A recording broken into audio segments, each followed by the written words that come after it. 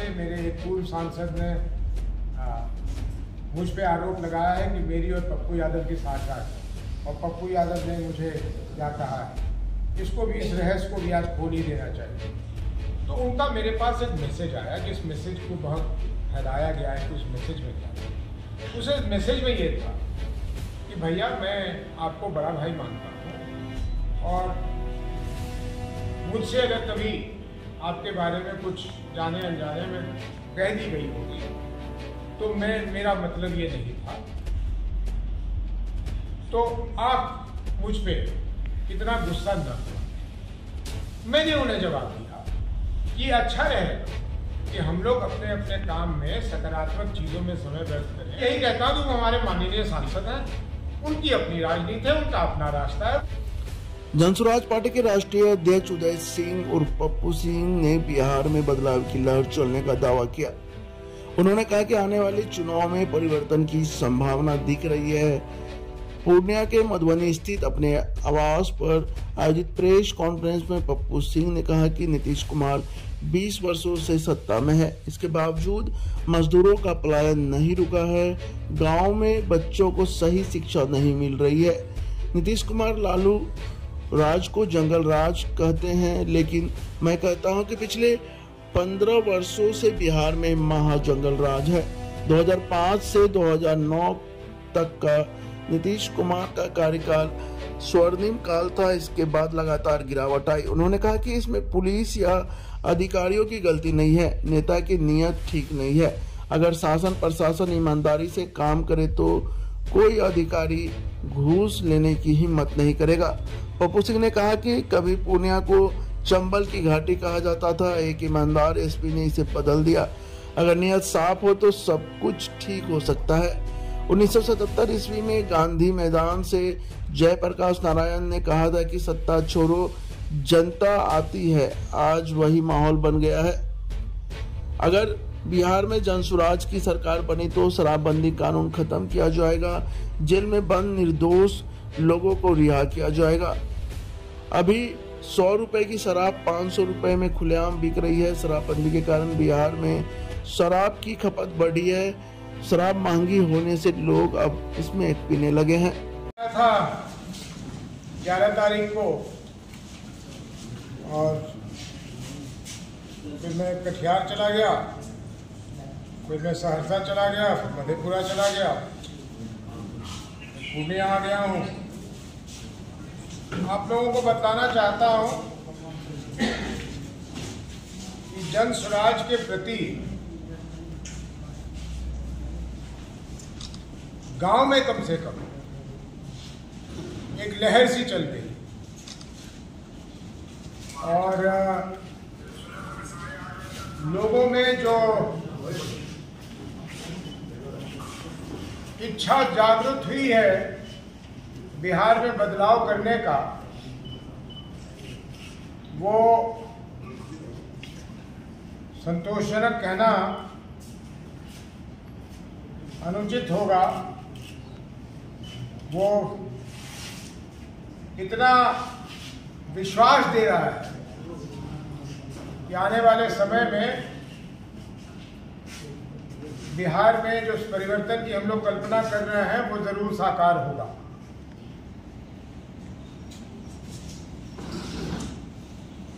लोगों की वही शिकायतें हैं जो शिकायतों का सब लोगों को अंदाजा है, अपने आप को ठगे महसूस कर रहे हैं पिछले कई दशकों से,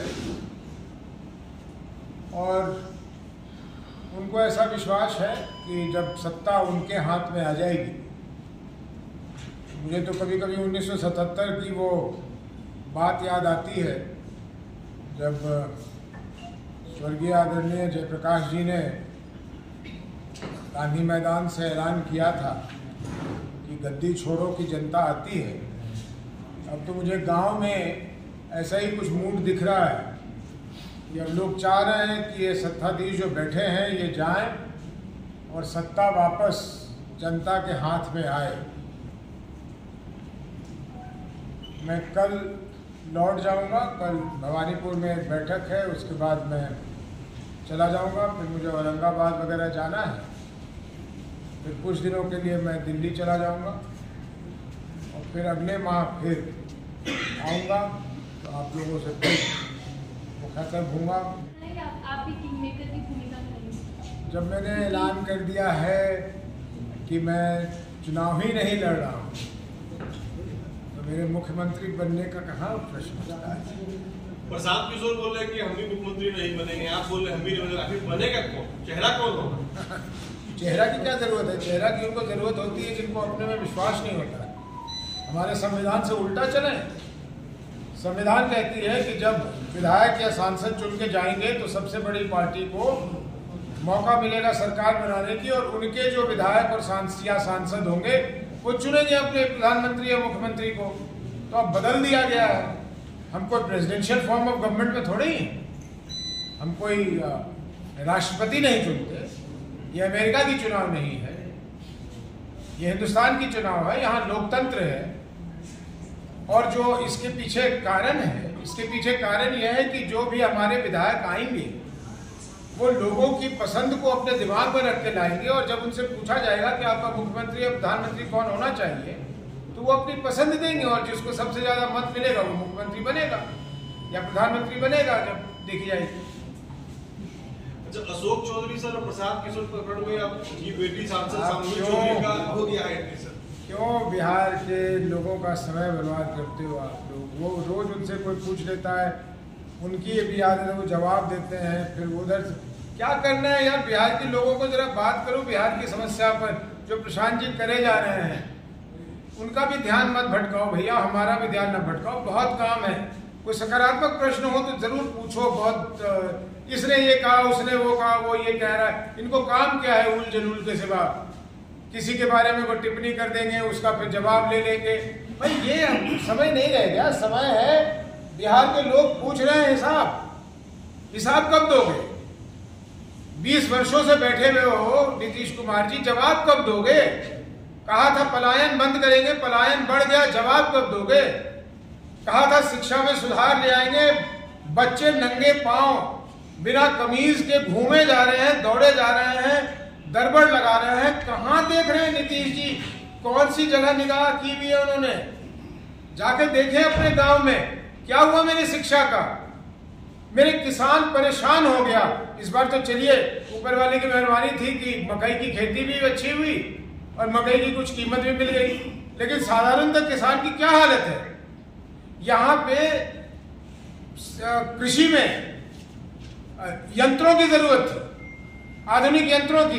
कहीं कहीं एक दो उन्होंने कुछ कर दिया, उसको छोड़ दिया। फार्मर्स कोऑपरेटिव बनाने की बात थी। आपको मालूम है हमारे नरेंद्र मोदी जी थकते नहीं ये कह कि किसानों की आय को दुगुनी करेंगे। किसानों की आय की दुगुनी कैसे करेंगे? उपभोक्ताओं से डबल पैसा लेकर, या किसानों की लागत को कम करके। अगर किसानों की लागत को कम करना है तो किसानों की लागत को कम करने का बेस्ट तरीका है कि जो आधुनिक यंत्र हैं उसका इस्तेमाल करें। उसमें लेबर की 50% जरूरत होगी, किसान का आय अपने आप बढ़ेगा। लेकिन काम की बात करने के बजाय मन की बात और फिजूल की बात, इसी में देश को उलझाया हुआ है। अभी आप 5 महीने तक, अभी कहाँ आपको फुर्सत मिलेगी? अभी 5 महीने तक आप लोग घूमिए सब नेताओं के पीछे कि कौन कितनी सीटों पे लड़ रहा है। चिराग जी नाराज हैं या उपेंद्र जी नाराज हैं या फलाने जी खुश हो गए या ढिमकाने जी हो गए। इसी में लगाए रखिए बिहार को।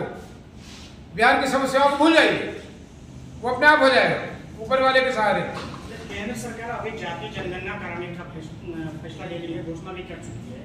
पक्ष और विपक्ष दोनों इस पर क्रेडिट लेने का क्या और बढ़ना चाहिए? इनको काम क्या है? समाज को बांटने के सिवाय इनको क्या काम? कोई काम है किसी इन दलों में? किसी को कोई काम है? और इससे ज्यादा अपॉर्चुनिस्टिक, समय के हिसाब से घूमने वाले बीजेपी से ज्यादा तो कोई हो ही नहीं सकती। अभी जब नीतीश जी ने यहाँ करवाया जातीय गणना तो उसके पीछे लगे हुए थे, उसकी विरोध कर रहे थे कि ऐसा नहीं होना चाहिए, वैसा नहीं होना चाहिए। और जातीय गणना क्या कर रहे हैं? इनके पास तो 2011 का जातीय गणना रखा हुआ है, तो प्रकाशित क्यों नहीं करते? उसमें तो लिखा हुआ है कितने कौन है, प्रकाशित क्यों नहीं करते उसको? सार्वजनिक क्यों नहीं करते उसको? ये सब लोगों को ठगने का तरीका है। और जातीय गणना से क्या हो जाएगा? देश की अर्थव्यवस्था ठीक हो जाएगी। ये कहना बहुत आसान है कि जिसकी जितनी संख्या उसकी इतनी हिस्सेदारी, लेकिन इसको भी एक जुमला मानिए। आप क्या गिन गिन के पहुंचाएंगे कितने घर कौन सी जाति और उसको उसके हिसाब से क्या देंगे आप? अगर सारी जातियों को अलग कर दीजिए तो उतने सीटें तो लोकसभा में है ही नहीं, तो आप 30 जाति को लोकसभा में भेजेंगे, फिर किसी के साथ अन्याय कर रहे होंगे। तो ये ठीक है, जातीय गणना लोग कराना चाहते हैं, कराएं। एक जरूर, जैसे राहुल गांधी हमेशा कहते रहते एक्सरे हो जाएगा, हाँ एक्सरे हो जाएगा, लेकिन एक्सरे में जो बीमारी निकलेगी उस बीमारी का आप लोगों ने क्या किया? ये गरीब गुरबा शब्द पे लोगों ने दशकों तक राजनीति की है। ये गरीब गुरबा है कौन? ये गरीब गुरबा वहां से उठते क्यों नहीं? हमने उनको उठाया क्यों नहीं? ये गरीब गुरबा कब तक चलेगा? जन स्वराज को आने दीजिए, ईश्वर चाहेगा तो कुछ वर्षों में ये गरीब गुरबा का तबका ही नहीं बच जाएगा। इनको वहां पहुंचा चुके होंगे हम लोगों की ये सोच है, हम लोगों की कल्पना है। विकसित बिहार को लेकर क्या विजन है जन स्वराज पार्टी का, जो आप इस तरह से विकसित कर देंगे सबका जो है? सवाल अरविंद केजरीवाल दिल्ली में इसी तरह पहली बार चुनाव में आए थे तो लोगों को इसी तरह का पूरा वो बता रहे थे, दिखा रहे थे, स्वप्न दिखा रहे थे। जन स्वराज भी क्या उसी स्टाइल में आएगी या फिर जमीन पे काम? देखिए, अरविंद केजरीवाल ने जो स्वप्न दिखाया था, शायद लोगों को सपना पसंद नहीं आया। अरविंद केजरीवाल जी बाहर हैं, जन स्वराज ये सपना दिखा रही है। आपको तकलीफ नहीं होनी चाहिए अगर लोग उस सपना पे विश्वास करना चाहते हैं। हम भी सपना को पूरा नहीं करेंगे, हम भी अरविंद केजरीवाल जी की तरफ बाहर चले जाएंगे। कांग्रेस पार्टी भी बाहर हो गई, बहुत लोग बाहर हो गए, हम भी बाहर हो जाएंगे। तो ये तो जब तक आप कोई चीज खाइएगा नहीं, उसका स्वाद अच्छा है या खराब है आपको पता लगेगा नहीं। लेकिन उसी सड़े हुए भोजन को क्यों खा रहे हैं जो आप पिछले 30 वर्षों तक खा रहे हैं? वो भोजन सड़ चुका है, उस भोजन से दुर्गंध आ रही है। आपकी इच्छा है कि लोग वही भोजन खाएं। बड़े विचित्र हैं, बड़े नकारात्मक सोच के लोग हैं। एक नया भोजन परोस के हम दे रहे हैं, उन लोगों को खाने दीजिए, स्वाद अच्छा लगेगा तो खाएंगे, नहीं तो उस भोजन को भी अलग कर देंगे। इसमें क्या परेशानी है? आप कुछ कह रहे थे? पहले आयोग का गठन करना, क्या लग रहा है कि राजनीतिक स्टैंड? इसमें लगना क्या है ही राजनीति का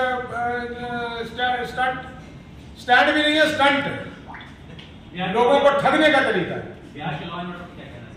हाँ, बिहार के लॉ एंड ऑर्डर में ये कहना है कि नीतीश जी को कहना चाहूंगा, अगर उनको याद रहता है, बातें तो याद रखते नहीं है वो बहुत ज्यादा, लेकिन वो थकते नहीं है। कहते हुए कि लालू जी के समय में जंगल राज था, तो कुछ लोगों ने कहा कि ये जंगल राज 2 है। मैं कहता हूं ये जंगल राज 2 नहीं है, यह महाजंगल राज है। इतनी खराब कानून व्यवस्था लालू जी के समय में कभी नहीं हुई, और ये मैं नहीं कर रहा हूं, आंकड़ा निकाल के देख लीजिए, आप लोग सबके सामने आ जाएगी बात। जी, विजन को लेकर मेरा प्रश्न था, क्या करेंगे कि बिहार विकसित हो जाएगा?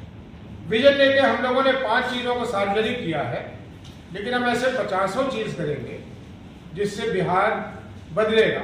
उदाहरण के तौर पे आपको बताऊं, हम लोगों ने पलायन की बात की। कल मुझसे कुछ इंडस्ट्री से जुड़े हुए लोग आए थे मिलने के लिए, अपनी व्यथा सुनाने के लिए सरकार के अजीबोगरीब रवैये को लेकर। और बहुत लंबी बात होने के बाद मैंने कहा कि अच्छा, फर्ज करो कि कोई सरकार ये जो बाधाएं इनको हटा दे तो क्या होगा? तो उन्होंने कहा कि मैं पूरी जिम्मेदारी के साथ कह रहा हूं कि 2 वर्षों में, जरा इस पर ध्यान रखिए, 2 वर्षों में जितनी इकाइयां चल रही हैं बिहार में, उससे 10 गुना चलेगा, 10 टाइम्स। अभी जन स्वराज ने कुछ नहीं किया, इसमें जन स्वराज कुछ नहीं करेगी। जन स्वराज की सरकार बनेगी तो वो ऊल जलूल जो इन्होंने नियम कानून बना रखे उसको जरूर हटा देंगे, लेकिन अभी हमने कोई प्रयास नहीं किया है। बिहार के लोग कह रहे हैं कि यहां 10 गुना हो जाएगा इंडस्ट्रीज। मैंने उनसे पूछा औसत कितने लोग काम करते हैं एक इकाई में? उन्होंने कहा साहब ये बताना तो बड़ा मुश्किल है, कहीं 15 लोग ही हैं, कहीं 1500 लोग हैं, तो ये बताना तो बहुत मुश्किल हो जाएगा। तो जो कहते हैं ना कि हवा में पत्थर फेंकना, तो हम लोग हवा में पत्थर फेंक रहे थे, यार कुछ तो बताओ, कुछ तो आंकड़े में पहुंचे। तो बहुत बहस के बाद ये हुआ कि चलिए मान के चलिए कि 100 लोग एक इकाई ऑन एन एवरेज। मैं कहता तो ये 10 गुना कितने इकाइयां हुई? तो उसने बताया साहब कि अगर ये अभी के हिसाब से अगर ये 10 गुना होता है तो करीब 50-60 हजार ऐसी यूनिट चलने लगे। और 100 लोगों को हिसाब लगा दीजिए, तो खुद हिसाब लगा लीजिए। और इसमें जनसुराज क्रेडिट नहीं लेगी, जनसुराज नहीं कह रही जनसुराज ने प्लान रोका। जनसुराज तो सिर्फ ये कह रही है कि हमने एनेबल किया अपने नीतियों से, अपने नियम से, कि वो इंडस्ट्री फ्रेंडली हो, इंडस्ट्री का दुश्मन बनकर ना खड़ा हो। फिर उन्होंने तरह तरह की बातें बताई कि मंत्री की नहीं चलती, सेक्रेटरी चलाते हैं, सेक्रेटरी की नहीं चलती, कोई और चलाते हैं, वगैरह वगैरह वगैरह जो उनको कहना था। तो आप सोच के देखिए कि क्या हो सकता है बिहार में। हम कह रहे हैं कि पलायन रोकने के पहले, इंसान के पलायन रोकने पहले हम पूंजी के पलायन रोकेंगे। हमें जो पैसे मिलने चाहिए उसका 30 या 35% बिहार में लगता है। मैं बैंकों को सीधा दोषी नहीं मानूंगा। बैंक वाले कहते हैं कि यहाँ के लोगों को कर्ज दे देते हैं, कर्ज वापस नहीं आता, तो मैं मानने को तैयार नहीं हूँ कि बिहार के लोग बेईमान हैं, बिहार के लोगों के साथ कोई विशेष परेशानी होगी। तो पहले हम पलायन को रोकने की प्रयास करेंगे, पूंजी की पलायन रोकने की। तो पूंजी की पलायन रुकेगी तो यहाँ इंडस्ट्री लगेगा, वो जनसुराज उसका क्रेडिट लेगी। आपने पूछा दूसरी बात हम शिक्षा के लिए करेंगे। दुनिया भर में कहीं देख लीजिए, प्यासा कुएं के पास जाता है। हमने यहाँ एजुकेशन पॉलिसी ऐसी बना दी सस्ती लोकप्रियता के लिए कि हमने कुएं को प्यासे के पास भेज दिया। हर स्कूल, हर गांव में एक स्कूल बना दिया। उनकी लड़ाई करवा दी आपस में कि ओकरा गांव में स्कूल था, हमारा गांव में स्कूल किया। वो स्कूल क्या है? वो ईंट पत्थर का एक इमारत है। वहाँ कौन शिक्षक है? नहीं है। वहाँ कौन सी लेबोरेटरी है? नहीं है। वहाँ कौन सा शौचालय है? नाम ना लीजिए। पीने का पानी है? छोड़िए महाराज, क्या बात कर रहे हैं। काहे का स्कूल है वो? खिचड़ी खिलाने का स्कूल है। जाइए गांव में, नीतीश जी जाएं, आप क्यों जाएं, नीतीश जी कहिए जाएं, देखें छोटे छोटे बच्चे नंगे पांव बिना कमीज इस गर्मी में धूप में दौड़ रहे हैं, रोकिए उनको, पूछिए अरे स्कूल क्या नहीं गेल रही है, खिचड़ी खाने लिए मास्टर चल गए, खत्म कहानी। ये बिहार की शिक्षा व्यवस्था है, इसका हम परिवर्तन करेंगे। एक प्रखंड में जरूरत के अनुसार 5, 7, 8 जितनी जरूरत होगी उतने बड़े बड़े स्कूल बनाएंगे जहां कम से कम 100 शिक्षक हो, जहां एक लेबोरेटरी हो, जहां सब सुविधा हो। आज ये सब कर रहे हैं। किसी स्कूल में कंप्यूटर है? किसी स्कूल में कंप्यूटर का इंस्ट्रक्टर है? कैसे पढ़ेंगे हमारे बच्चे? इसलिए ये जो तमाशा इन्होंने लगा रखा है, ये तमाशा से बिहार के लोग तंग आ चुके हैं। और मुझे लगता है कि आने वाले समय में परिवर्तन होगा, निश्चित है कि परिवर्तन होगा और सकारात्मक परिवर्तन होगा। कुछ लोग इसको नकारात्मक दृष्टिकोण से देखना चाहेंगे, लोगों को कहना चाहेंगे कि अरविंद केजरीवाल है, कोई कहेगा ये बी टीम है, कोई कहेगा ये जेड टीम है। हम लोगों ने इस चीज़ों से ध्यान हटा दिया है। हम लोग सीधा अपने लोगों से संवाद कर रहे हैं और लोगों कह रहे हैं कि चलिए साथ में, क्योंकि वो किसी पार्टी के साथ नहीं जुड़ रहे, एक अभियान के साथ जुड़ रहे हैं। पार्टी तो एक माध्यम है कि वोट कहाँ डालेंगे वो। अगर जन स्वराज अभियान की एक पार्टी ना बनती तो जो लोग जन स्वराज से जुड़ना चाहते हैं आखिर तो उनको मत देना होगा, तो वो एक पार्टी में मत देंगे। लेकिन यह अभियान है और यह अभियान पूरे बिहार को अपने संग लेके चलेगी। और सत्ता की जवाबदेही कैसे बनेगी जनता की? हमारे जो विधायक होंगे वो दरअसल विधायक जी नहीं होंगे।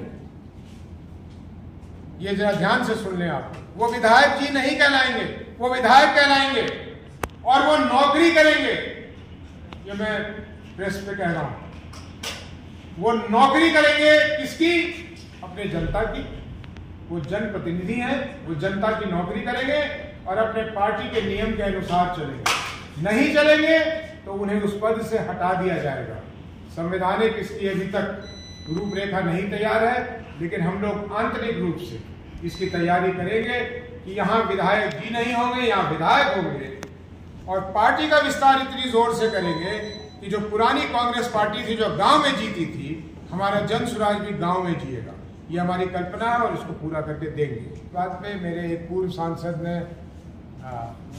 मुझ पे आरोप लगाया है कि मेरी और पप्पू यादव की साठगांठ है, और पप्पू यादव ने मुझे क्या कहा है, इसको भी, इस रहस्य को भी आज खोल ही देना चाहिए। आपने देखा होगा कि उनके सांसद बनने के बहुत दिनों तक कोई एक दूसरे पे टीका टिप्पणी नहीं हुआ करती थी।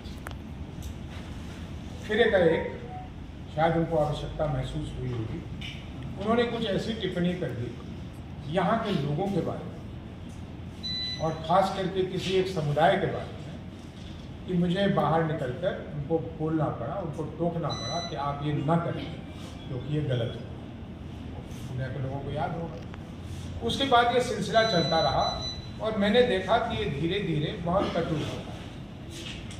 तो उनका मेरे पास एक मैसेज आया, जिस मैसेज को बहुत फैलाया गया है कि उस मैसेज में क्या था। उस मैसेज में ये था कि भैया मैं आपको बड़ा भाई मानता हूँ और मुझसे अगर कभी आपके बारे में कुछ जाने अनजाने में कह दी गई होगी तो मेरा मतलब ये नहीं था, तो आप मुझ पे इतना गुस्सा न करो। मैंने उन्हें जवाब दिया कि अच्छा रहेगा कि हम लोग अपने अपने काम में सकारात्मक चीज़ों में समय व्यर्थ करें और ये काम न करें कि एक दूसरे पे लांछना लगाते रहें, क्योंकि कहने को सबके पास बहुत कुछ होता है, कुछ सच कुछ झूठ। ये बात थी। पिछले बार जब मैं आया तो आप में से भी तो कुछ लोग हैं जो जरा चाहते हैं कि कुछ मिर्च मसाला लगे, तो उस दिन मुझे 3 लोगों ने ये कह दिया कि पप्पू यादव ने आपके लिए कहा है, पप्पू यादव ने आपके लिए कहा है। मैं जरा कह सकते हैं कि आवेश में आ गया, तो मैंने इसलिए उनको वो चैनल को ही कह दिया कि टाइम स्टैम्प के साथ वो नोट कर लें कि वो इस संधि को तोड़ रहा है, और अगर संधि को तोड़ेंगे तो फिर ये बाताबाती वैसा वैसी होगी। लेकिन फिर उन्होंने तुरंत उस चीज को रियलाइज किया और आप देख रहे होंगे कि पिछले कई हफ्तों से गुणगान कर रहे हैं आपके पार्टी। नहीं, मेरी पार्टी का करे ना करे, मैं सच में नहीं जानता इस बारे में, सच में नहीं जानता। वैसे भी पूर्णिया के लोग जानते हैं मैं सच ज्यादा नहीं बोलता हूँ, लेकिन मैंने भी हर प्रेस कॉन्फ्रेंस में, हर किसी इंटरव्यू में घुमा फिरा के लोग बता रहे क्यों मुझसे पप्पू यादव जी के बारे में जरूर पूछ लेते हैं, और मैं यही कहता हूँ कि वो हमारे माननीय सांसद हैं, उनकी अपनी राजनीति है, उनका अपना रास्ता है, वो चल रहे हैं। और ये मैं आप पूर्णिया में भी सब लोगों को कह देना चाहता हूँ कि कृपया करके जब तक अति आवश्यक ना हो जाए मुझसे उनके बारे में कुछ कहवाने की आवश्यकता नहीं होनी चाहिए। भाई वो ये तो सच है ना कि वो हमारे माननीय सांसद हैं, और माननीय सांसद मैं उनकी एक प्रशंसा कर दूं। मैं यहाँ छात्रावास गया हुआ था, ये कल्याण छात्रावास, वहाँ की हालत जो थी वो अलग कहानी है। वहाँ कुछ कंप्यूटर 6 कंप्यूटर देने तो मैं 6 कंप्यूटर ले आया, उनको भिजवाऊंगा। लेकिन आकर मैंने सबको पत्र लिखा। किसको किसको पत्र लिखा? महापौर को लिखा, मैंने अपने सांसद को लिखा, मैंने यहाँ के विधायक को लिखा, मैंने यहाँ के जिलाधीश को लिखा, मैंने मंत्री जी को लिखा और उनसे बात की, और मैंने विभाग के सचिव को लिखा। महापौर ने अगले दिन जाकर उनको जो करना था उन्होंने कर दिया, सफाई करवा दी, लाइटें लगवा दी। मैं उनका आभारी हूँ। और पप्पू यादव जी ने तुरंत मुझे मैसेज भेज दिया कि भैया आपका वो पत्र मिला, मैंने फंड दे दिया। अब ये एक अच्छे सांसद का मैं समझता हूं ये तरीका है।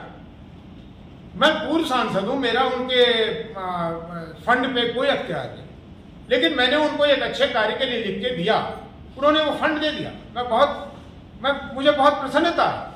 मुझे नहीं मालूम कितना दिया, 1 लाख दिया, 1 करोड़ दिया, जो दिया उनके मन में जो आया होगा उन्होंने दिया होगा, लेकिन मेरे विधायक से मुझे जवाब नहीं मिला है। जबकि प्राथमिक जिम्मेदारी यहाँ के विधायक की है, और विधायक जी तक ये बात पहुंचे तो अच्छा है कि वो क्या कर रहे हैं अपने फंड का, कि जो छात्र, और वो कौन से वर्ग के छात्र हैं जिनके नाम पे संसद से विधानसभा तक और सड़कों पर राजनीति होती है। दलित महादलित ये रटते नहीं थकते। उनके बच्चों के लिए अगर कुछ विकास के लिए पैसे फंड से मांगा जाए तो सांप सूंघ गया। ये कौन सा तरीका है भाई? डीएम ने अभी तक शायद उस पर कदम इसलिए नहीं उठाया कि डीएम का तबादला हो गया, नए डीएम आए हैं, वो देखेंगे। याद भी कर दीजिएगा एक पत्र लिख के। और मंत्री जी से जब मैंने बात की तो बहुत विनम्रता के साथ उन्होंने कहा कि वो यहाँ के लिए फंड दे रहे हैं और यहाँ के लड़कियों के लिए भी हॉस्टल व्यवस्था कर रहे हैं 100 लोगों के रहने का, और ये जो लड़कों की जगह है इसका भी विस्तार कर रहे हैं। तो मैं सोचता हूँ कि ये अच्छी चीज़ है। तो और कोई प्रश्न? तौर पे शराबबंदी है जो नहीं है, इसलिए जो लोग महंगी शराब नहीं खरीद पाते वो स्मैक का प्रयोग करते हैं, और इसमें अब लड़के लड़कियां सभी लोग हैं। और मेरे यहाँ तो मैं जानता हूँ कि कोई पंचायत कोई गांव इससे अछूता नहीं है, घर के घर बर्बाद हुए चले जा रहे हैं। और ये कहने को जो ये शराब है, शराबबंदी, ये तंग कर रही है। शराबबंदी पे किसी ने नहीं पूछा। जन सुराज आते ही शराबबंदी खोल देगी, जन सुराज आते ही जेल में बंद उन लाखों लोगों को छोड़ देगी जो बिना किसी कसूर के जेल में बंद है। और क्यों खोल देगी शराबबंदी? क्योंकि शराबबंदी है ही नहीं। शराब की कीमत महंगी हुई है, राजस्व जो सरकार को मिलनी चाहिए वो माफिया के जेब में जा रहा है। ये कहते हैं कि महिलाओं को इससे राहत मिली है। गांव में कभी फुर्सत हो लोगों को जाने का तो महिलाओं से पूछ ले, जो पति 100 रुपए में शराब पीता था और 100 रुपए के लिए घर में किचकिच होती थी, अब वही शराब वो 300 रुपए की खरीद कर पी रहा है और उसी घर में 300 रुपए की किचकिच हो रही है। और जो लोग 300 रुपए की शराब नहीं पी सकते वो ये स्मैक की तरफ जा रहे हैं। इसलिए हमारा एक पिक्चर बना था उड़ता पंजाब। मैं समझता हूं कि आते ही होंगे फिल्म निर्माता यहाँ बनाने के लिए उड़ता बिहार, बल्कि रॉकेट वाला बिहार है, रॉकेट पे चढ़े हुए लोग। और कोई